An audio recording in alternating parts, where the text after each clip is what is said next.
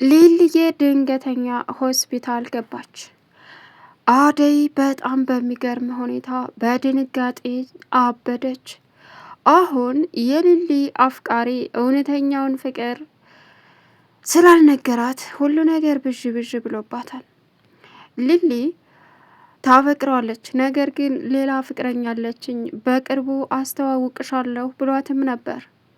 እናም አደይ እሷን እንደሆነ በደንብ ታውቃለች። ሊሊ ግን ሌላ መስሏት ውስጧ እየተጨናነቀ ነበረ። ሊሊ በውስጧ ምን ተገኘ? ጽንስ ተገኘ።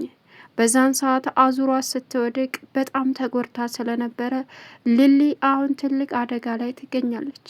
ደቭ እንግዲህ ክፍለ ሀገር ሄዶ የአደይን እናትና አባቷን አናገረ።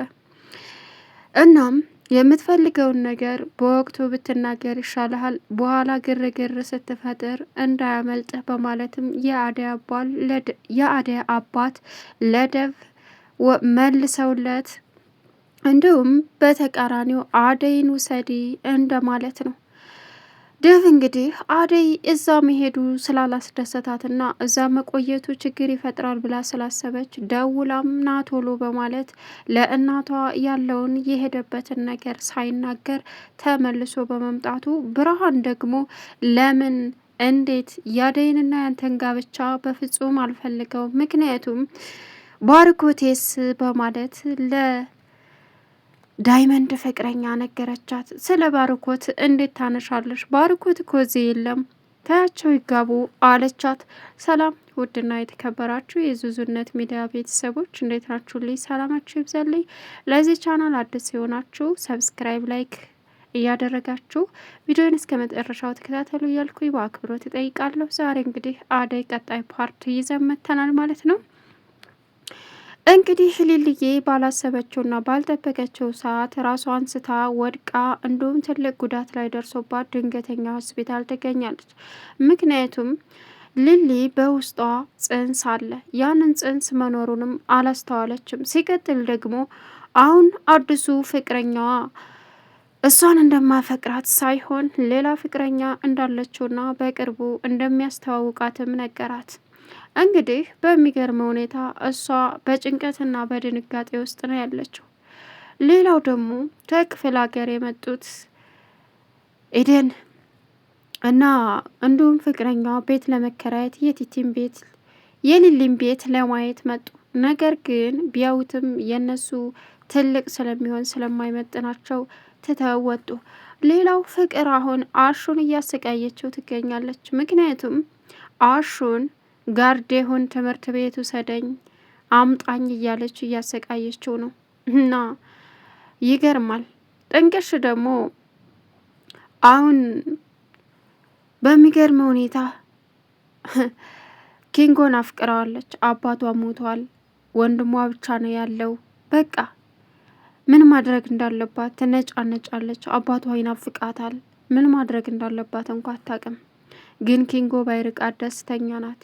ኪንጎንም እባክህን ተው አትራቀኝ አለችው። እሱም አለውኝ እኮ መኖር ሳይሆን እርሜ ልክን ከኔ ጎን እንድትሆን ነው። አባቴ ይናፍቀኛል፣ በህልሜ እንኳ ባየው ብዬ ደስ እመኛለሁ፣ ግን ላየው አልቻልኩም አለች። ከዚህ በኋላ አለውልሽ አለ። እንግዲህ የቤዛ ወንድም ደግሞ ኪንጎን እየተከታተለ እንዲሁም ሌሎችን ይከታተላል። አንተ ደግሞ ጋርደዋ ነህ በማለትም እንግዲህ ፍቅር ትክክለኛ ፍቅረኛ ወይም ደግሞ እሷን የሚመጥናት አረመኔ ያገኘች ይመስላል። ምክንያቱም የፍቅር ተንኮል ከባድ ነው። ኪንጎ እነ ፍቅር ቤት ሄደ። የሄደበት ምክንያትም ስራ አጥቶ ስለነበረ ስራ ፈልጉልኝ በማለትም ለአሹ ሲነግረው፣ አሹ ደግሞ ለፍቅር እናት ለአሰሪው ነገራቸው። እርሳቸውን በቅርቡ ይፈልጉለት እንደሚፈልጉለት ቃል ገብተው ነበር። በፈለጉለትም ሰዓት እንዲጠሩት ነበር የተነጋገሩት። እርሳቸውም አሹም ስለረሳው ግን ኪንጎ ያን የጠየቅኩን ነገር ስራ ያልኩን ነገር እንዴት ያረክልኝ ብሎ ጠየቀው። እሱም እንግዲህ አይ ረስቸው እንደው እኮ በቃ ረሳሁት ይቅርታ አለ። ከዛም ና እትዬ ጋር እንሄድና የሚሉህን ትሰማለህ። እርስዎ መልካም ሰው ነዎት፣ የሆነ ነገር አያጡም ስራ ያፈላልጉልሃል በማለት ኪንጎን ቤት ይዞት ሄደ። በዚህን ሰዓት ኪንጎ እዛ ሲገባ እትይ ያን ያልኮትን ነገር ስራ አጥቷል አፈላልጉለት ያልኮትን ነገር አገኙለት አለ አሹ።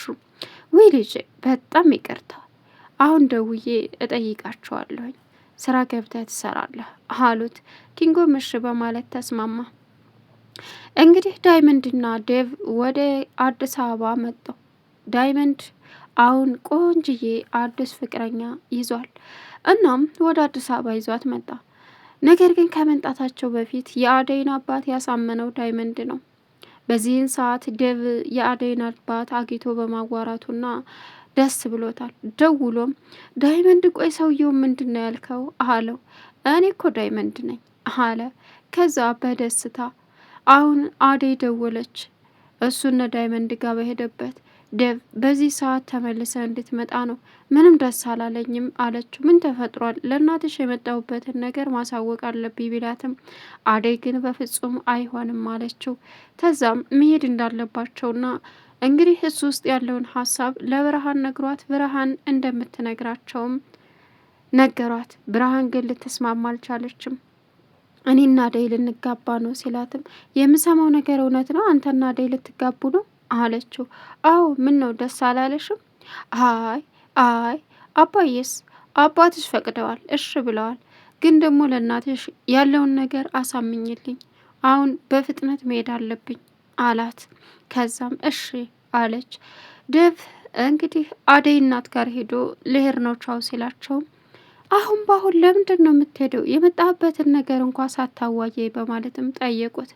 እሱም እመጣለሁ አንድ ቀን እማዬ፣ በቃ አስቸኳይ ነገር ነው አለና ዳይመንድም እሱም ተያይዘው ወደ አዲስ አበባ መጡ።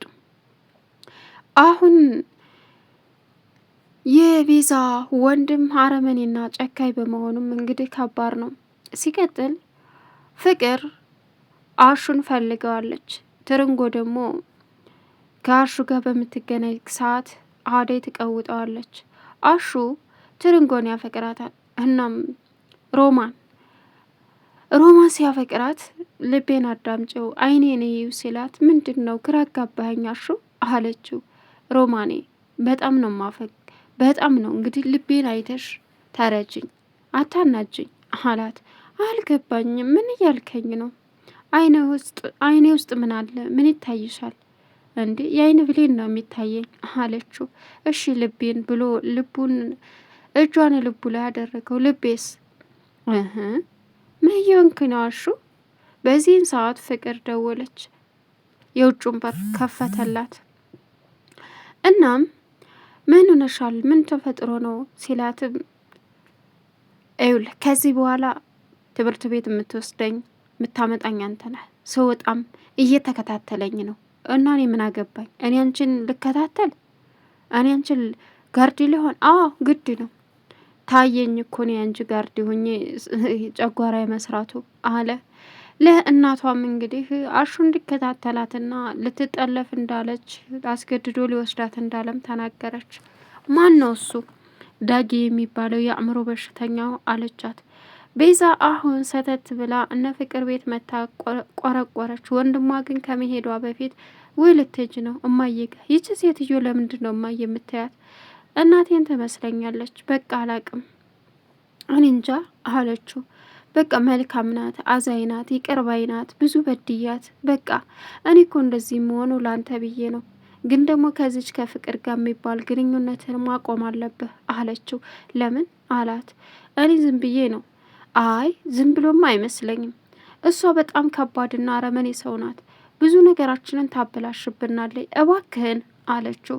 እሱም በፍጹም አታበላሽም፣ እኔ ነግሬያለሁ፣ ጨርሻለሁ አለችው።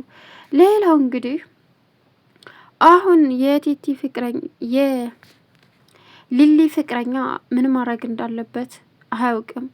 እንዳፈቀራት በውስጡ ግን ደግሞ አልገለጸላትም። ሚስቴ ይላል ዝም ብሎ፣ ነገር ግን ፍቅሩን አልገለጸም። እናም ቆንጅዬ ሚስት አለች፣ በቅርቡ አስተዋውቅሻለሁ። ምን አለች ሊሊ? አዎ ምን ነው? ከዛም እሺ ብላ ተደናግጣም እየሮጠች ሄደች። በዚህን ሰዓት እሱም የስ አለና ደስ አለው። ግን እቤት ደርሳ ምን ተፈጠረ ብላም አደይ ጠይቀቻት። ስጠይቃት ነገረቻት። ሌላ ፍቅረኛ አስተዋውቅሻለሁ አለኝ አለቻት።